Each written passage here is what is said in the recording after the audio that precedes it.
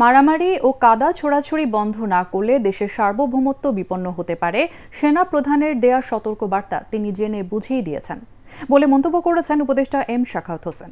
সচিবালয়ে সাংবাদিকদের প্রশ্নের জবাবে তিনি আরও বলেন, সেনা প্রধান একটি বাহিনী চালাচ্ছেন, তিনি ভালোই বোঝেন।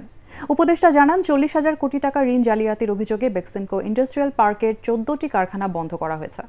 9 মার্চ থেকে বেতন ভাতা সহ বকেয়া পাবেন কর্মীরা। আরও জানাচ্ছেন মাহবুব কবির চপল। নিজেরা যদি কাদা ছোড়াছুড়ি করেন, মারামারি কাটাকাটি করেন, এই দেশ এবং জাতির স্বাধীনতা সার্বভৌমত্ব বিপন্ন হবে। দেশের চলমান আইনশৃঙ্খলা পরিস্থিতির মধ্যে সেনাপ্রধানের এমন বক্তব্য নিয়ে চলছে নানা ধরনের আলোচনা। বিষয়টি নিয়ে সরকারের অবস্থান জানতে প্রশ্ন করা হয় শ্রম উপদেষ্টা সাবেক সেনা কর্মকর্তা শাখাওয়াত হোসেনকে। তিনি মনে করেন, সেনাপ্রধান জেনে বুঝেই এসব বলেছেন। সেনাপ্রধান আমার জন্য অনেক উঁচু স্তরের লোক, তিনি একটি বাহিনী চালাচ্ছেন এবং তিনি কোনো কথা না বুঝে বলেন নাই। বাকিটা ইন্টারপ্রিটেশন কি এটা আপনারা জানেন। আর আমি যতটুকু ওনাকে চিনি, very straight forward man, very straight forward man. যা বলার মানুষের মুখের উপরে বলার মতো লোক। হ্যাঁ, ভিশনের ফুলঝুরি মেগা অফারে ফ্রি কিনলেই পাচ্ছেন 16 পিসের আকর্ষণীয় গিফট বক্স একদম ফ্রি।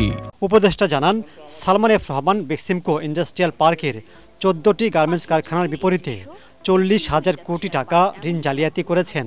তার অনুপস্থিতিতে বাধ্য হয়ে এসব প্রতিষ্ঠান বন্ধ করতে হয়েছে। তবে 33,000 কর্মীর বকেয়া 525 কোটি টাকা সরকার পরিশোধ করবে বলে জানান তিনি। বেক্সিমকো ইন্ডাস্ট্রিয়াল পার্কের লে অফকৃত 14টি প্রতিষ্ঠান বন্ধের জন্য 31,669 শ্রমিক এবং 1,565 জন কর্মকর্তার পাওনা বাবদ মোট, যেটা নিয়ে আপনারা বেশি ইন্টারেস্টেড, 525.46 কোটি টাকা সংস্থান হয়েছে। বিদায় আমি যেটা বললাম যে আগামী 9 তারিখের ভিতরে যে যার পাটা পেয়ে যাবে। ঋণ জালিয়াতির সাথে জড়িত বেক্সিমকো এবং ব্যাংক কর্মকর্তাদের বিরুদ্ধে মামলা করা হবে বলেও জানান উপদেষ্টা। যারা যারা ইনভলভ এই টাকা দেওয়ার পিছনে, প্রত্যেকের বিরুদ্ধে ইনকোয়ারি হবে এবং প্রত্যেকের বিরুদ্ধে মামলা করতে হবে। বিদেশে যারা গেছে তারা হয় তাদের আসবে অথবা ওইখানেই থাকবে এবং নন গাটা হয়ে লোকজন আটকা পড়বে। আমি জানি না কী হবে। আই অলরেডি আস্ক আপনার ইসেকে, স্বরাষ্ট্র মন্ত্রণালয়, দরকার হলে পাসপোর্ট বাতিল করবেন। বিষয়টি নিয়ে কোনো ধরনের ষড়যন্ত্র করলে কঠোর ব্যবস্থা নেওয়ার হুঁশিয়ারি দেন শ্রম উপদেষ্টা। এমন কিছু করতে দেবেন না। মাহবুব কবির চপল, এটিএন বাংলা, ঢাকা।